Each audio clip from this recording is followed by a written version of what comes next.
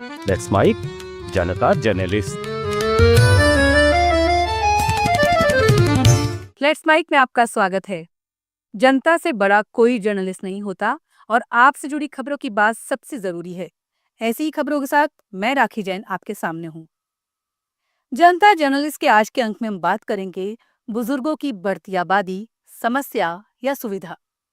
कहा जाता है कि माँ बाप 6-6 बच्चों को पाल पोस कर बड़ा कर देते हैं, लेकिन वही बच्चे मिलकर अपने बुजुर्ग माता पिता की देखभाल नहीं कर पाते।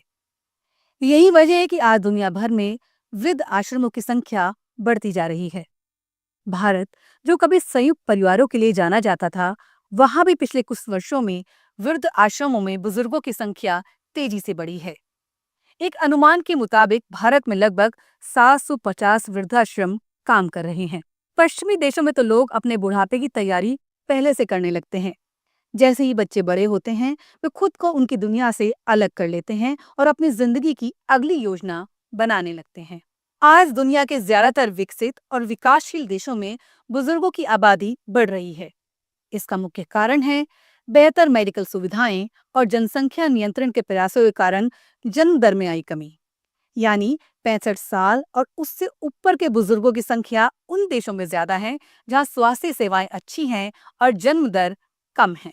संयुक्त राष्ट्र के पॉपुलेशन सेल, वर्ल्ड बैंक और कई मीडिया समूहों द्वारा जारी 2024-25 के आंकड़ों के अनुसार जापान दुनिया का सबसे बुजुर्ग देश है। यहाँ 28% से ज्यादा आबादी बुजुर्गों की है।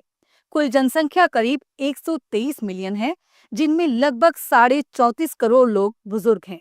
इसकी वजह है वहाँ की लंबी औसत उम्र लगभग 84 साल और स्वास्थ्य के प्रति जागरूक जीवन शैली। इटली में भी करीब 23% आबादी बुजुर्गों की है।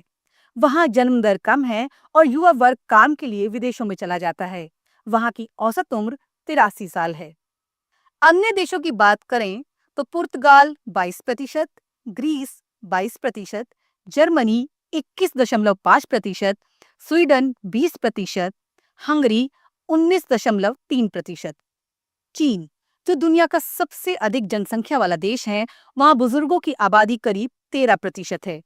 कुल जनसंख्या 141 करोड़ है।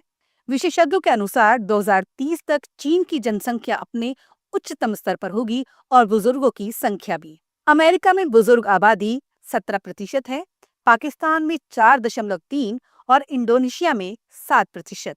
अब बात भारत की। भारत भी बड़ी जनसंख्या वाला देश है। यहाँ 2021 में 60 साल से ऊपर की आबादी करीब 10% थी, जो 2036 तक 15% और 2050 तक 21% हो सकती है। 2024 में भारत की अनुमानित जनसंख्या 144 करोड़ मानी जा रही है। 2021 में भारत में बुजुर्गों की संख्या 13.8 करोड़ थी, जो 2050 तक 30 करोड़ हो सकती है। बेहतर स्वास्थ्य सेवाओं और परिवार नियोजन की वजह से 2000 से 2022 के बीच बुजुर्गों की संख्या में 103% की वृद्धि हुई है। 2022 से 2050 के बीच 134% वृद्धि का अनुमान है। केरल देश का सबसे बुजुर्ग आबादी वाला राज्य है। इसके बाद गोवा, तमिलनाडु, पंजाब और हिमाचल प्रदेश का स्थान आता है। वहीं अरुणाचल प्रदेश में सबसे कम बुजुर्ग हैं। एक खास बात यह है कि भारत में वृद्ध महिलाओं की संख्या पुरुषों से अधिक है। अनुमान है कि 2031 तक हर 1000 बुजुर्ग पुरुषों पर 1078 महिलाएं होंगी। इसके अलावा गरीबी और सामाजिक देखभाल की कमी भी बुजुर्गों के सामने बड़ी चुनौती है। अब राजस्थान की भी बात कर ही ली जाए। राजस्थान की अनुमानित जनसंख्या 2024 में करीब 8.1 करोड़ है। इनमें बुजुर्गों की संख्या लगभग 68.85 लाख है, जो करीब 8% है। राज्य में सामाजिक सुरक्षा पेंशन योजनाएं तो हैं, लेकिन बुजुर्गों का अनुपात राष्ट्रीय औसत से कम है। इसका मतलब है कि यहाँ स्वास्थ्य सेवाओं को और बेहतर बनाने की जरूरत है। बिहार, उत्तर प्रदेश, झारखंड और राजस्थान जैसे राज्यों में बुजुर्गों की संख्या कम है, क्योंकि यहाँ युवाओं की आबादी ज्यादा है। UNFPA की एक रिपोर्ट बताती है कि भारत की 70% आबादी गांव में रहती है, जहां बुजुर्गों के लिए स्वास्थ्य, परिवहन और आय सुरक्षा की ज्यादा दिक्कतें हैं। It's time for news. It's time for more than radio. Presenting the first radio news app Let's Mike. Let's Mike, a news-based app on your phone where you get to watch and listen news, talk shows, interviews, radio show podcasts. On Let's Mike, you get all relevant information of TV, print, radio, podcast, and digital. Let's Mike talks about every segment of life.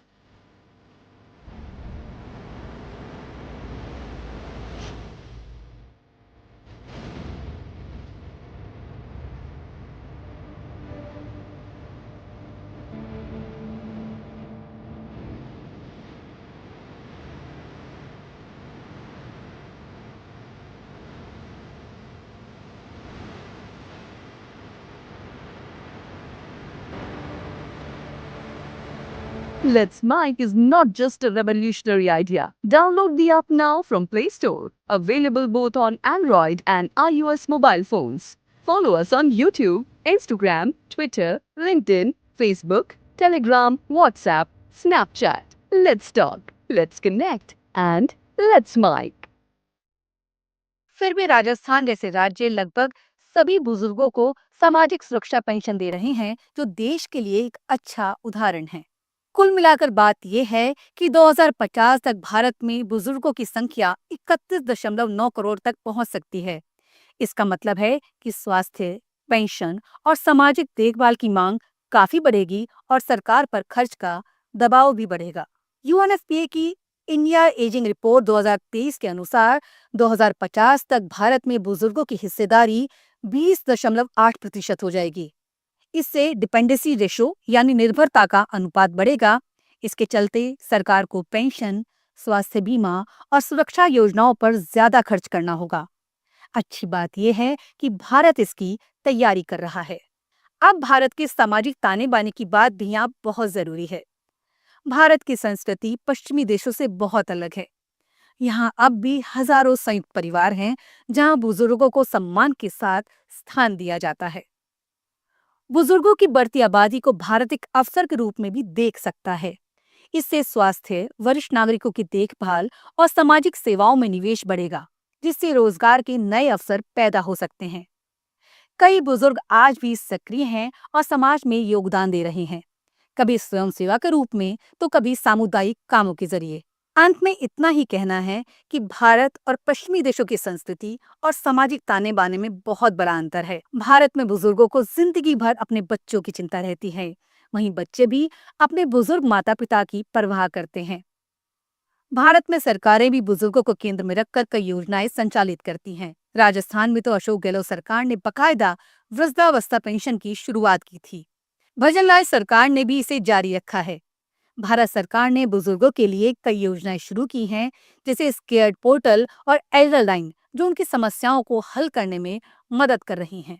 Bharat में कई बुजुर्ग ऐसे हैं जो अपनी प्रेरणादायक कहानियों और कार्यों से समाज में उदाहरण स्थापित कर रहे हैं। ये बुजुर्ग उम्र की सीमाओं को तोड़ते हुए सामाजिक, शैक्षिक, पर्यावरणीय और सांस्कृतिक क्षेत्रों में योगदान दे रहे हैं।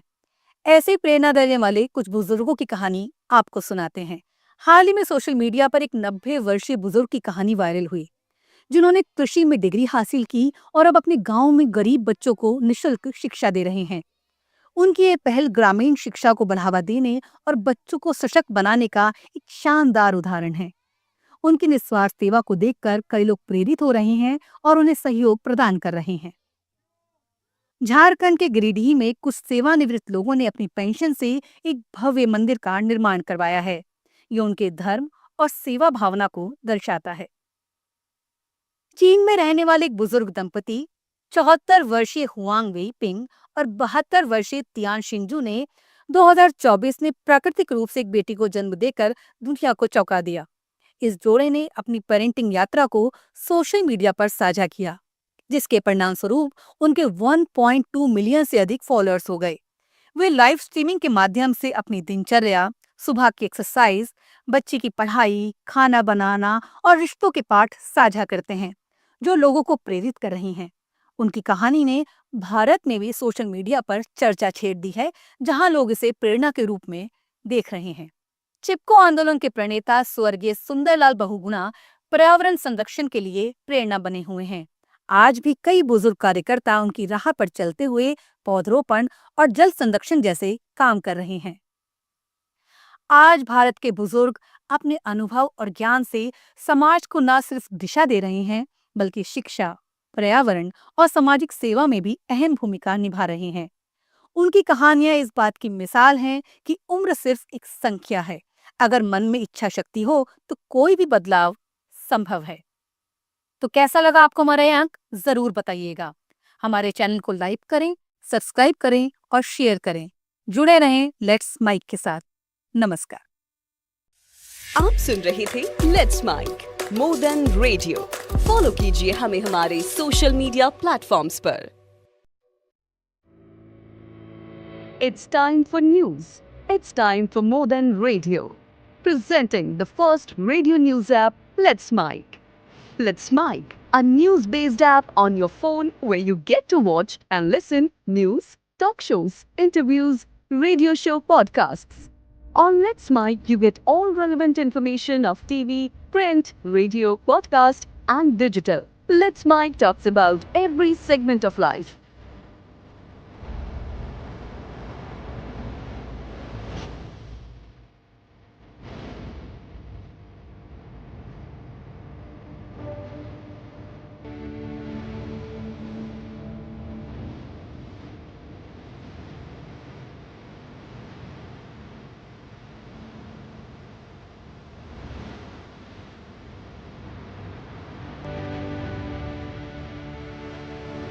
Let's Mike is not just a revolutionary idea. Download the app now from Play Store. Available both on Android and iOS mobile phones. Follow us on YouTube, Instagram, Twitter, LinkedIn, Facebook, Telegram, WhatsApp, Snapchat. Let's talk, let's connect, and let's Mike.